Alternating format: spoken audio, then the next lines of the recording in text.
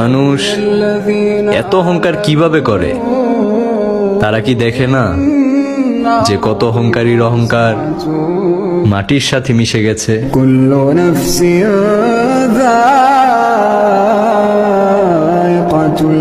চারটা কথা আল্লাহর কাছে সবচেয়ে প্রিয়। একটা হচ্ছে সুবহানাল্লাহ, আর একটা হচ্ছে আলহামদুলিল্লাহ, আর একটা হচ্ছে লা ইলাহা ইল্লাল্লাহ, আর একটা হচ্ছে আল্লাহু আকবার।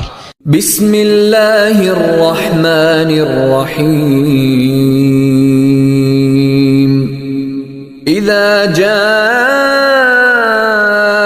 নাসরুল্লাহি ওয়াল ফাথ ورأيت الناس يدخلون في دين الله أفواجا فسبح بحمد ربك واستغفر إنه كان توابا